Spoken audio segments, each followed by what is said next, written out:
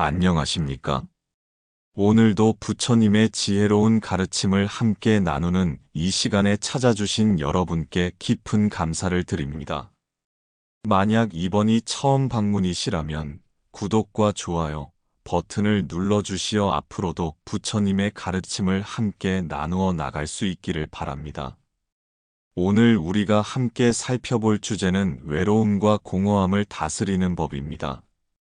현대를 살아가는 우리에게 외로움과 공허함은 더 이상 낯선 감정이 아닙니다. 수많은 사람들 속에서도 느끼는 고독감, 무엇을 해도 채워지지 않는 마음의 빈 공간, 이런 것들이 우리의 일상을 무겁게 짓누르고 있습니다. 부처님께서는 이미 2500년 전에 이러한 인간의 근본적인 고통에 대해 깊이 통찰하시고 그 해결책을 제시해 주셨습니다. 부처님의 가르침 속에서 우리는 외로움이라는 것이 단순히 혼자 있는 상태가 아니라 마음이 진정한 자기 자신과 단절되어 있는 상태라는 것을 깨달을 수 있습니다. 부처님께서는 모든 존재는 홀로 태어나고 홀로 죽어간다. 그러나 진정한 지혜를 얻은 자는 홀로 있어도 외롭지 않다고 말씀하셨습니다. 이는 외로움의 본질이 외적인 조건이 아니라 내적인 상태에 있음을 보여주는 깊은 가르침입니다. 현대 심리학에서도 외로움을 단순한 사회적 고립과는 구분하여 설명합니다. 많은 사람들과 함께 있어도 외로울 수 있고 혼자 있어도 충만할 수 있다는 것이죠. 이는 부처님의 가르침과 정확히 일치하는 부분입니다. 외로움은 타인과의 연결이 부족해서 생기는 것이 아니라 자기 자신과의 진정한 만남이 부족해서 생기는 것입니다. 부처님께서는 자기 자신을 의지처로 삼고 법을 의지처로 삼아라고 하셨습니다. 이 말씀은 우리가 외부에서 의지할 곳을 찾기보다는 자기 내면의 참된 본성과 진리의 가르침 안에서 진정한 안식처를 찾아야 한다는 뜻입니다. 많은 사람들이 외로움을 달래기 위해 끊임없이 외부의 자극을 찾습니다. SNS를 통해 타인과 연결되려 하고 다양한 모임에 참석하고 새로운 관계를 만들어가려고 노력합니다. 물론 이러한 노력들이 무의미하다는 것은 아닙니다. 하지만 이런 외적인 노력만으로는 근본적인 외로움을 해결할 수 없다는 것이 문제입니다. 한 예를 들어보겠습니다. 어떤 사람이 매일 밤 늦은 시간까지 온라인 채팅을 하고 주말마다 다양한 모임에 참석합니다. 겉으로 보기에는 매우 활발한 사회생활을 하고 있는 것 같지만 정작 혼자 있을 때면 깊은 공허감에 시달립니다. 이는 외적인 활동들이 일시적인 위안은 줄 수 있지만 내면의 근본적인 외로움을 치유하지는 못하기 때문입니다. 부처님께서는 이러한 상황을 목마른 사람이 신기루를 쫓는 것에 비유하셨습니다. 아무리 신기루를 향해 달려가도 목마름은 해결되지 않는 것처럼 외부의 자극만으로는 내면의 갈증을 해소할 수 없다는 것입니다. 그렇다면 부처님께서는 어떤 방법을 제시하셨을까요? 부처님의 가르침에 따르면 외로움과 공허함을 근본적으로 해결하는 방법은 바로 마음 챙김과 자기 관찰에 있습니다. 부처님께서는 자기 자신의 마음을 잘 다스리는 것이 부모를 공양하는 것보다도 더 큰 공덕이다라고 말씀하셨습니다. 이는 자기 내면을 들여다보고 마음을 다스리는 것이 얼마나 중요한지를 보여주는 가르침입니다. 마음 챙김이란 현재 순간에 깨어있는 의식으로 자신의 생각, 감정, 감각을 있는 그대로 관찰하는 것입니다. 외로움이 찾아올 때 우리는 보통 그 감정을 피하려 하거나 빨리 없애버리려고 합니다. 하지만 부처님의 가르침은 다릅니다. 외로움이라는 감정을 있는 그대로 바라보고 그것의 본질을 깊이 이해하라고 말씀하십니다. 고통은 피할 수 없지만 괴로움은 선택할 수 있다는 부처님의 말씀이 여기에 적용됩니다. 외로움이라는 감정 자체는 인간이라면 누구나 경험할 수 있는 자연스러운 현상입니다. 하지만 그 외로움 때문에 괴로워하고 절망하는 것은 우리의 선택인 것입니다.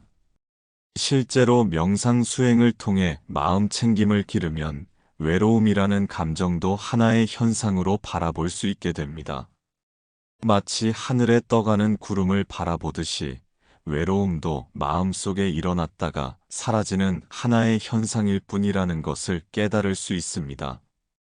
부처님께서는 모든 현상은 무상하다고 말씀하셨습니다.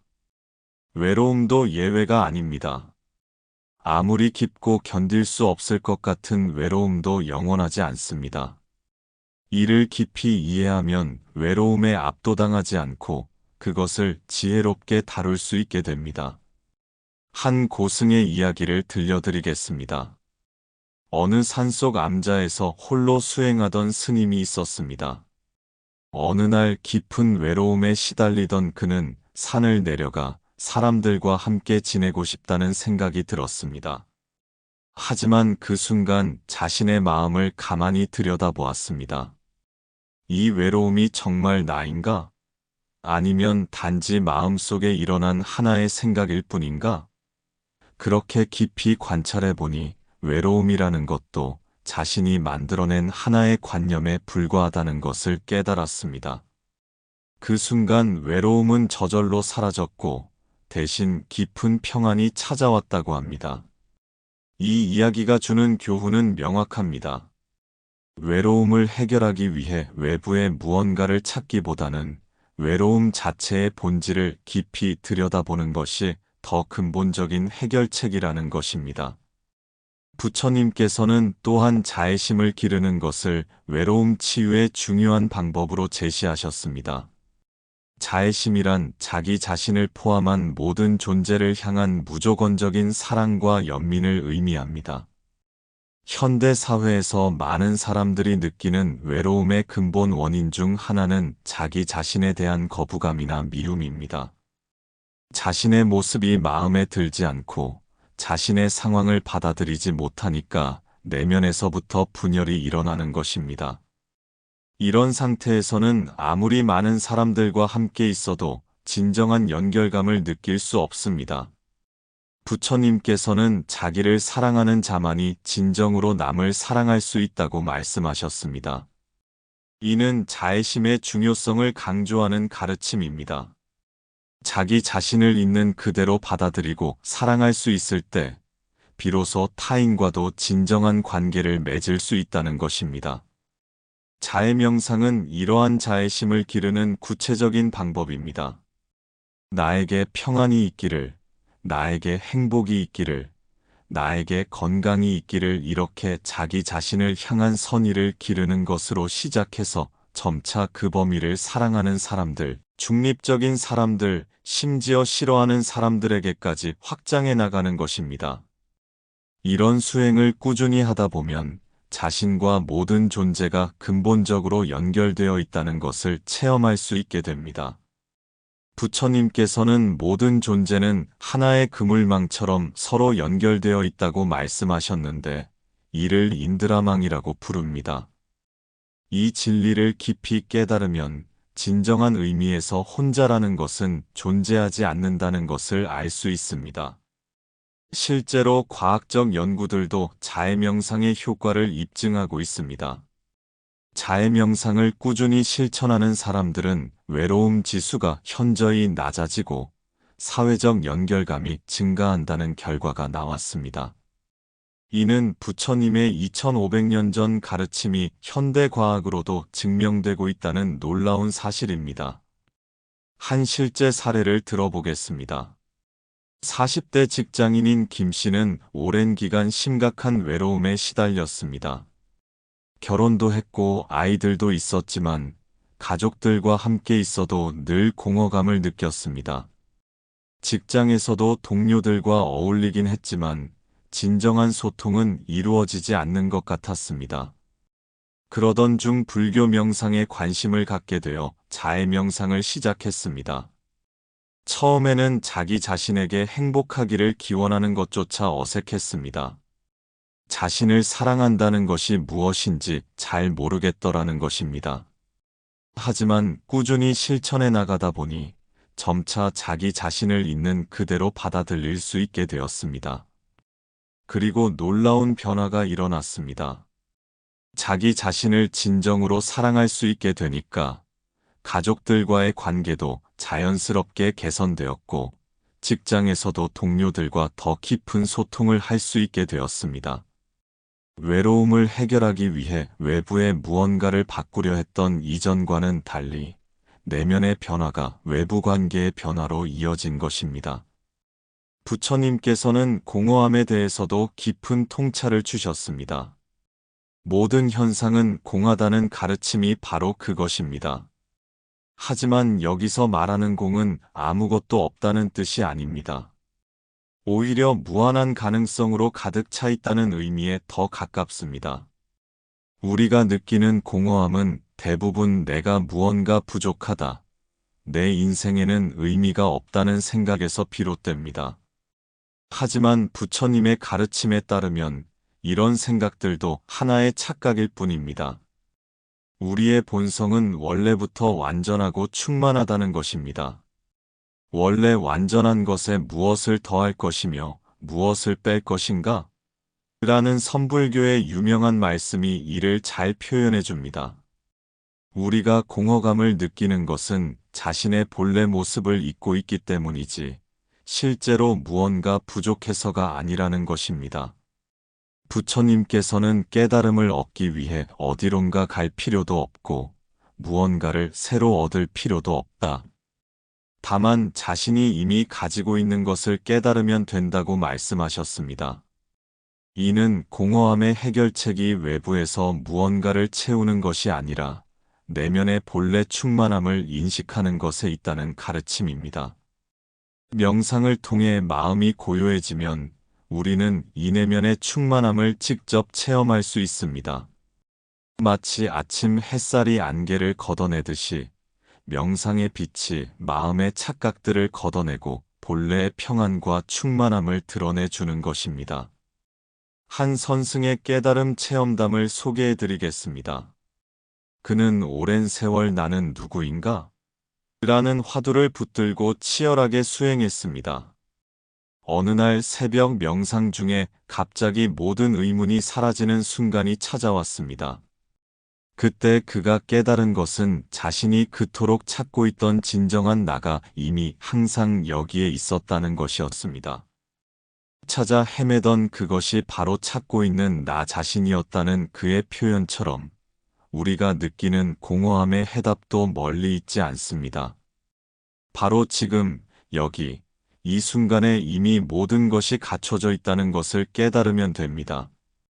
부처님께서는 호흡 명상을 외로움과 공허함을 다스리는 매우 효과적인 방법으로 제시하셨습니다. 호흡은 우리가 태어나서 죽을 때까지 항상 함께하는 가장 가까운 친구와 같습니다. 호흡에 마음을 집중하면 우리는 더 이상 혼자가 아니라는 것을 느낄 수 있습니다. 호흡 명상을 할 때는 숨을 들이마시면서 나는 지금 숨을 들이마시고 있다는 것을 분명히 알아차리고 내쉬면서 나는 지금 숨을 내쉬고 있다는 것을 분명히 알아차립니다. 이렇게 단순한 과정을 통해서도 현재 순간에 완전히 깨어 있을 수 있고 마음의 평안을 경험할 수 있습니다. 부처님께서는 한 번의 마음 챙긴 호흡이 1000번의 기도보다 낫다고 말씀하셨습니다. 이는 호흡 명상이 얼마나 강력한 수행법인지를 보여주는 가르침입니다. 호흡 명상을 꾸준히 하다 보면 외로움이나 공허감이 찾아와도 그것에 휩쓸리지 않고 중심을 잡을 수 있게 됩니다. 호흡이라는 든든한 닻이 있기 때문에 감정의 폭풍우가 몰아쳐도 안전한 항구에 머물 수 있는 것입니다. 또한 부처님께서는 감사하는 마음의 중요성도 강조하셨습니다. 외로움과 공허감에 시달릴 때 우리는 보통 부족한 것들에만 집중하게 됩니다.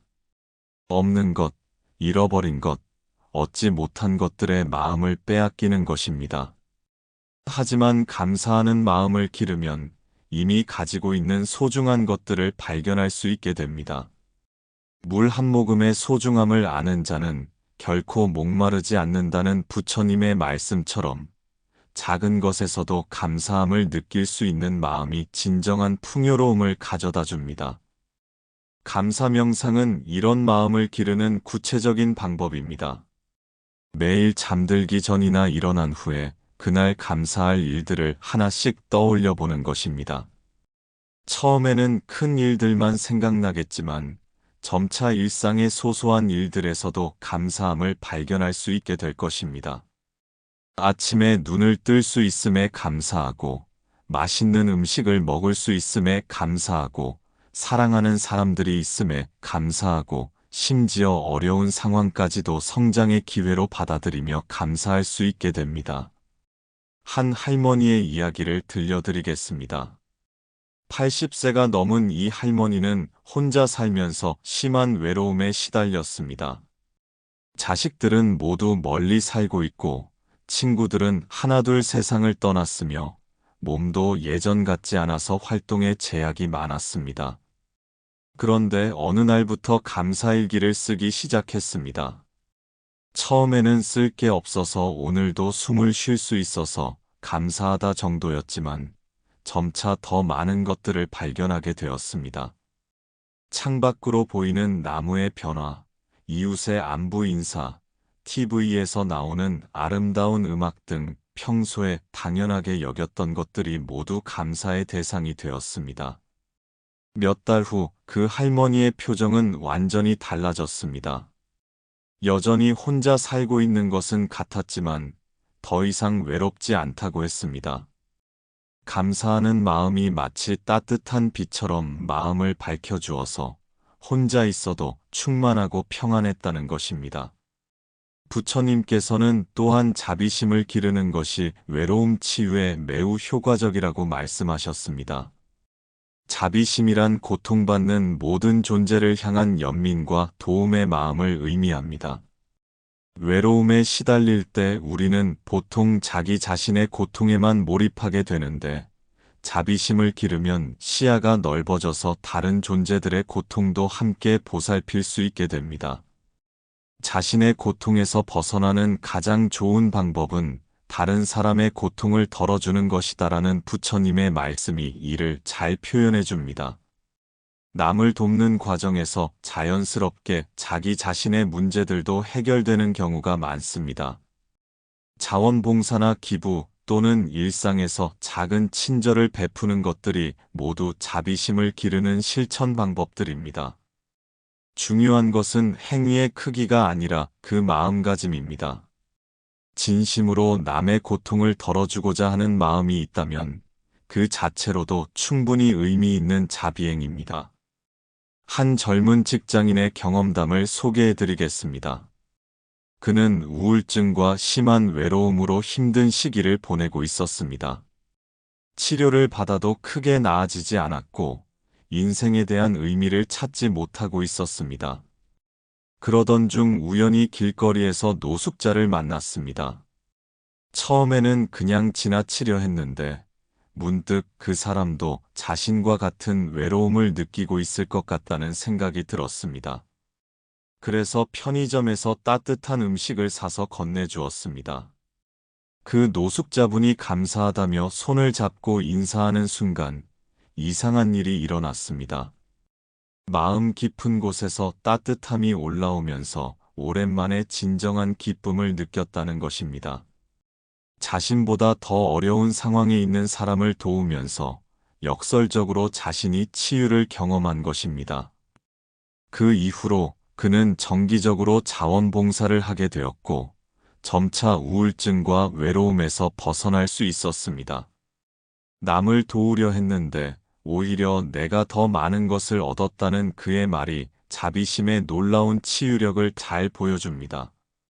부처님께서는 외로움과 공허함을 다스리는 또 다른 중요한 방법으로 무상함에 대한 깊은 이해를 제시하셨습니다.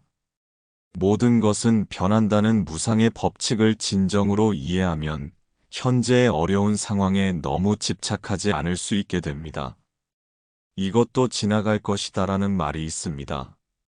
좋은 일도 지나가고 나쁜 일도 지나간다는 뜻입니다. 외로움이나 공허감도 마찬가지입니다. 아무리 깊고 견딜 수 없을 것 같아도 그것도 변하고 지나갈 것입니다. 무상함을 깊이 이해하면 현재의 감정 상태에 너무 동일시하지 않을 수 있습니다. 나는 외로운 사람이야가 아니라 지금 내 마음속에 외로움이라는 감정이 일어나고 있구나라고 관찰할 수 있게 되는 것입니다.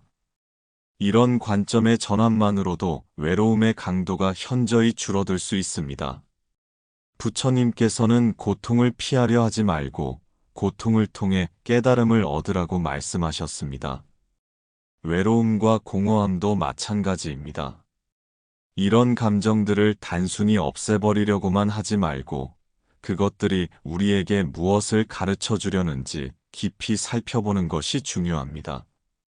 때로는 외로움이 우리에게 진정한 자기 자신과 만날 기회를 제공해 주기도 합니다. 끊임없이 외부의 자극에 의존하며 살아가다가 외로움을 통해 처음으로 자기 내면을 들여다보게 되는 경우가 많습니다. 이런 관점에서 보면 외로움도 하나의 선물이 될 수 있습니다. 공허감 역시 마찬가지입니다. 우리가 그동안 의미 있다고 생각했던 것들이 실제로는 얼마나 허무한 것이었는지를 깨닫게 해주는 신호일 수 있습니다. 진정한 의미와 가치를 찾아가는 여정의 출발점이 될 수 있는 것입니다. 부처님께서는 연꽃은 진흙 속에서 피어난다는 비유를 자주 사용하셨습니다. 가장 더러운 진흙 속에서 가장 아름다운 꽃이 피어나는 것처럼 가장 어두운 고통 속에서도 가장 밝은 지혜가 생겨날 수 있다는 뜻입니다. 실제로 많은 사람들이 가장 힘든 시기를 통과하면서 인생의 진정한 의미를 발견하게 됩니다. 외로움과 공허함의 깊은 어둠을 경험해 봤기 때문에 작은 행복과 연결감의 소중함을 더 깊이 느낄 수 있게 되는 것입니다. 부처님의 가르침에서 특히 중요한 것 중 하나는 중도의 원리입니다. 외로움을 다루는 데 있어서도 이 중도의 지혜가 매우 유용합니다. 외로움을 무조건 피하려고 하는 것도 극단이고 외로움에 완전히 빠져서 헤어나지 못하는 것도 극단입니다. 중도는 이 두 극단 사이의 균형점을 찾는 것입니다. 외로움이 찾아왔을 때 그것을 거부하지도 않고 그렇다고 거기에 완전히 동일시하지도 않는 것입니다. 아, 지금 내 마음에 외로움이라는 감정이 찾아왔구나. 이것도 자연스러운 현상이네. 잠시 머물다가 지나갈 것이야 라는 식으로 받아들이는 것입니다. 이런 태도를 기르려면 꾸준한 명상 수행이 필요합니다. 부처님께서는 하루 중 조금이라도 명상하지 않은 날은 헛된 날이다라고 말씀하실 정도로 명상의 중요성을 강조하셨습니다. 명상은 복잡한 것이 아닙니다. 하루에 단 10분이라도 조용한 곳에 앉아서 호흡을 관찰하거나 자애심을 기르거나 감사하는 마음을 가져보는 것만으로도 충분합니다. 중요한 것은 꾸준함입니다. 한 연구 결과에 따르면 8주 동안 매일 명상을 한 사람들의 뇌 구조가 실제로 변화했다고 합니다. 스트레스를 담당하는 뇌 영역은 줄어들고 행복과 연민을 담당하는 영역은 커졌다는 것입니다. 이는 부처님께서 말씀하신 마음을 다스리면 모든 것이 다스려진다는 가르침이 과학적으로도 입증되고 있음을 보여줍니다. 부처님께서는 외로움을 다스리는 방법으로 좋은 벗과 함께하는 것의 중요성도 강조하셨습니다. 하지만 여기서 말하는 좋은 벗은 단순히 함께 시간을 보내는 친구가 아닙니다. 영적인 성장을 함께 추구하고 서로의 지혜로운 면을 격려해주는 동반자를 의미합니다. 좋은 벗과 함께하는 것은 성스러운 삶의 전부이다라는 부처님의 말씀이 있을 정도로 영적인 동반자의 중요성은 아무리 강조해도 지나치지 않습니다. 현대 사회에서 이런 영적인 벗을 찾는 것은 쉽지 않을 수 있습니다. 하지만 불교 공부 모임에 참여하거나 명상 그룹에 가입하거나 봉사활동을 통해서 비슷한 가치관을 가진 사람들을 만날 수 있습니다. 중요한 것은 양보다는 질입니다.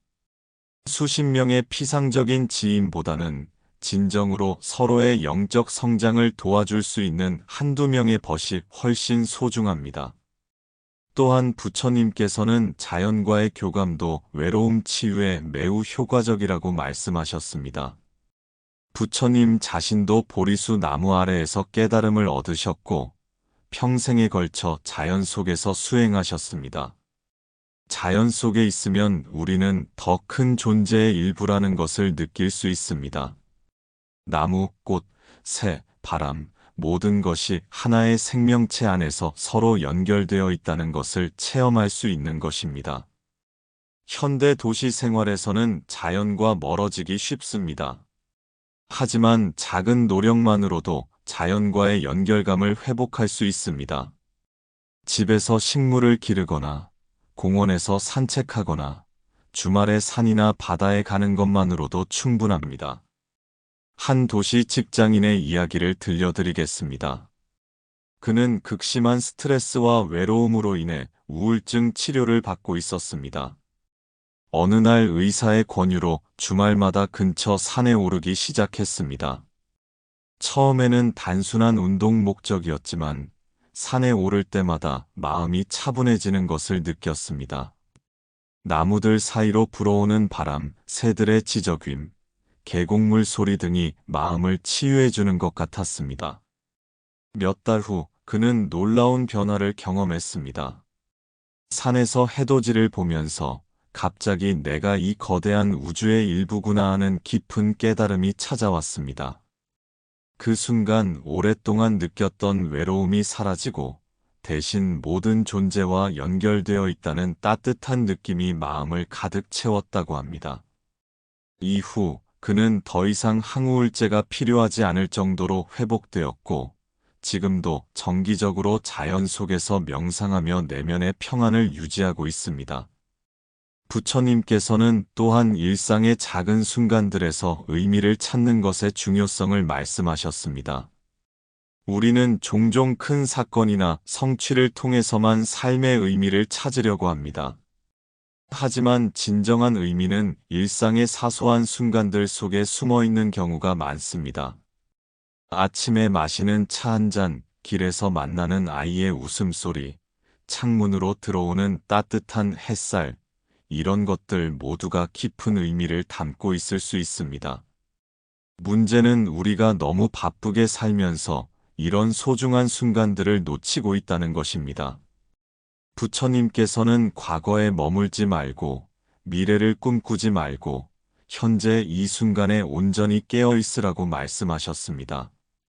현재 순간에 완전히 집중할 수 있을 때 우리는 삶의 진정한 풍요로움을 느낄 수 있습니다. 마음 챙김이 바로 이런 현재 순간에 깨어 있음을 기르는 수행법입니다. 걸을 때는 걷는 것에 온전히 집중하고 먹을 때는 먹는 것에 온전히 집중하고 듣을 때는 듣는 것에 온전히 집중하는 것입니다. 이렇게 현재 순간에 깨어있는 삶을 살다 보면 외로움이나 공허감이 설 자리가 없어집니다.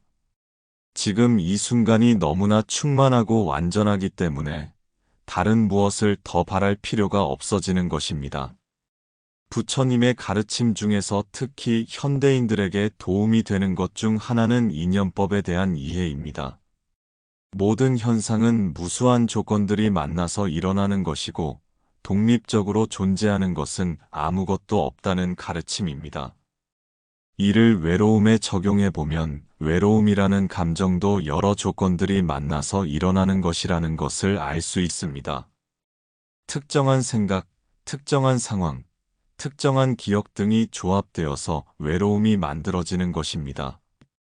따라서 이 조건들 중 하나만 바꿔도 외로움은 달라질 수 있습니다.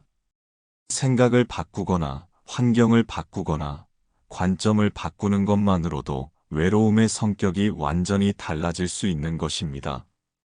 이런 이해를 가지면 외로움을 고정불변한 운명으로 받아들이지 않을 수 있습니다. 외로움도 조건에 따라 생겨나고 사라지는 현상일 뿐이라는 것을 알면 더 지혜롭게 대처할 수 있게 됩니다. 부처님께서는 모든 중생이 행복하기를 하는 보편적 사랑의 마음을 기르는 것도 외로움 치유에 매우 효과적이라고 말씀하셨습니다. 자신만의 좁은 세계에서 벗어나서 온 우주의 모든 존재들과 함께 행복을 나누고 싶다는 마음을 가질 때 진정한 연결감을 체험할 수 있습니다. 이런 보편적 사랑을 실천하는 구체적인 방법 중 하나는 회향입니다. 자신이 한 좋은 일의 공덕을 모든 중생과 함께 나누는 마음을 갖는 것입니다. 작은 친절을 베풀거나 명상을 하거나 좋은 책을 읽은 후에 이 공덕이 모든 존재의 행복에 도움이 되기를 하고 기원하는 것입니다. 이렇게 하면 자신의 작은 행위도 우주적 의미를 갖게 되고 모든 존재와 연결되어 있다는 느낌을 가질 수 있습니다. 한 중년 여성의 경험담을 소개하겠습니다. 그녀는 자녀들이 모두 독립한 후 극심한 공허감에 시달렸습니다. 수십 년 동안 아이들을 키우는 것이 삶의 전부였는데 갑자기 그 목적이 사라지자 무엇을 해야 할지 모르겠더라는 것입니다. 그러던 중 불교 경전을 읽게 되었고 특히 자애심에 대한 가르침에 깊이 감동받았습니다. 그래서 매일 명상하면서 내 아이들이 행복하기를, 그리고 세상의 모든 아이들이 행복하기를 하며 기도하기 시작했습니다. 처음에는 자신의 아이들만 생각했지만 점차 그 범위를 넓혀 나갔습니다. 동네 아이들, 어려운 환경의 아이들, 전쟁 지역의 아이들까지 모든 아이들의 행복을 진심으로 기원하게 되었습니다. 그러자 놀라운 변화가 일어났습니다. 더 이상 자신만의 작은 세계에 갇혀 있지 않고 온 세상의 아이들과 연결되어 있다는 느낌이 들었습니다. 공허감은 사라지고 대신 따뜻한 사랑의 에너지가 마음을 가득 채웠습니다. 이후 그녀는 실제로 소외계층 아이들을 돕는 봉사활동을 시작했고 지금은 그 일에서 큰 보람과 의미를 찾고 있습니다. 자신의 개인적인 외로움과 공허감이 더 큰 사랑과 봉사로 승화된 아름다운 사례입니다. 부처님께서는 지혜와 자비가 함께 자랄 때 진정한 해탈이 가능하다고 말씀하셨습니다. 외로움과 공허함을 다스리는 데 있어서도 이 두 요소가 모두 필요합니다. 지혜는 문제의 본질을 꿰뚫어 보는 것이고, 자비는 자신과 타인을 사랑하는 따뜻한 마음입니다. 지혜만 있고 자비가 없으면 차갑고 메마른 이해에 그칠 수 있습니다. 반대로 자비만 있고 지혜가 없으면 감정적이고 맹목적인 사랑에 빠질 수 있습니다. 두 요소가 조화롭게 발달할 때 외로움과 공허감을 근본적으로 치유할 수 있습니다. 지혜를 기르는 방법은 꾸준한 공부와 명상입니다. 부처님의 가르침을 깊이 이해하고 자신의 마음을 관찰하여 진리를 직접 체험하는 것입니다. 자비를 기르는 방법은 앞서 말씀드린 자애 명상, 감사 명상, 봉사활동 등을 통해서입니다. 현대 뇌과학 연구에서도 지혜와 자비가 뇌의 서로 다른 영역을 발달시킨다는 것이 밝혀졌습니다. 명상과 학습을 통해 지혜가 발달하면 전전두엽이 강화되고 자비심을 기르면 편도체와 전대상피질이 발달한다고 합니다. 이 두 영역이 모두 발달할 때 최적의 정신건강 상태를 유지할 수 있습니다. 부처님의 마지막 가르침 중 하나는 자기 자신의 등불이 되라는 것이었습니다. 이는 외로움과 공허함을 해결하는 궁극적인 열쇠가 바로 여기에 있다는 것을 의미합니다. 외부의 누군가나 무언가에 의존하여 외로움을 해결하려 하지 말고 자기 자신 안에서 진정한 빛을 찾으라는 것입니다. 이 빛은 우리가 태어날 때부터 가지고 있던 본래의 지혜와 자비입니다. 다만 무명의 구름에 가려져 있을 뿐 원래부터 완전히 갖춰져 있는 것입니다. 명상과 수행을 통해 이 구름을 걷어내면 본래의 밝은 마음이 드러나게 됩니다. 이 밝은 마음이 드러나면 더 이상 외로움을 느낄 이유가 없습니다. 온 우주와 하나가 된 느낌을 갖게 되고 모든 존재와 깊이 연결되어 있다는 것을 체험할 수 있기 때문입니다. 공허감도 마찬가지입니다. 내면이 무한한 지혜와 사랑으로 가득 차 있는데 어떻게 공허할 수 있겠습니까? 마지막으로 부처님께서는 점진적 수행의 중요성도 강조하셨습니다. 외로움과 공허감을 하루아침에 완전히 해결하려고 하지 말라는 것입니다. 마치 큰 나무가 천천히 자라듯이 마음의 치유와 성장도 시간이 필요합니다. 중요한 것은 방향이 옳다면 아무리 작은 걸음이라도 계속 나아가는 것입니다. 하루에 10분씩이라도 명상을 하고 하루에 한 가지씩이라도 감사할 일을 찾아보고 하루에 한 번씩이라도 다른 사람을 위해 기도해 보는 것. 이런 작은 실천들이 쌓여서 큰 변화를 만들어냅니다. 부처님께서는 천리길도 한 걸음부터라고 말씀하셨습니다. 완벽하지 않아도 좋습니다. 때로는 실패하고 후퇴하는 것 같아도 좋습니다. 포기하지만 않으면 언젠가는 반드시 목적지에 도달할 수 있습니다. 오늘 이 시간을 통해 여러분께서 외로움과 공허함이 단순히 없애야 할 나쁜 감정이 아니라 더 깊은 깨달음과 성장을 위한 소중한 신호라는 것을 깨달으셨기를 바랍니다. 그리고 부처님께서 제시해 주신 다양한 방법들을 통해 마음 안에서 진정한 동행자를 만나실 수 있기를 바랍니다. 그 동행자는 바로 여러분 자신의 본래 마음, 지혜와 자비로 가득 찬 부처님의 마음과 다르지 않은 그 마음입니다. 이 마음을 발견하고 기르는 것이야말로 모든 외로움과 공허함을 근본적으로 치유하는 길입니다. 부처님께서는 모든 중생이 고통에서 벗어나 진정한 행복을 얻기를 하고 원하셨습니다. 오늘 이 가르침을 들으신 모든 분들께서도 외로움과 공허함의 어둠에서 벗어나 내면의 밝은 빛을 발견하시기를 간절히 기원합니다. 마지막으로 부처님의 말씀으로 오늘의 이야기를 마무리하겠습니다. 자기 자신이야말로 자기 자신의 구원자이다. 다른 누가 그대의 구원자가 될 수 있겠는가? 자기 자신을 잘 다스린 사람은 참으로 얻기 어려운 구원자를 얻은 것이다. 여러분 모두 자기 자신의 참된 구원자가 되시기를 바라며 항상 부처님의 가르침과 함께 하시기를 기원합니다. 오늘도 귀한 시간 함께 해주셔서 깊이 감사드리며 다음 시간에도 더욱 깊은 지혜의 말씀으로 찾아뵙겠습니다. 구독과 좋아요, 그리고 알림 설정으로 앞으로도 함께 부처님의 지혜로운 가르침을 나누어 나가시기를 부탁드립니다. 모든 분들께 평안과 행복이 가득하시기를 기원합니다.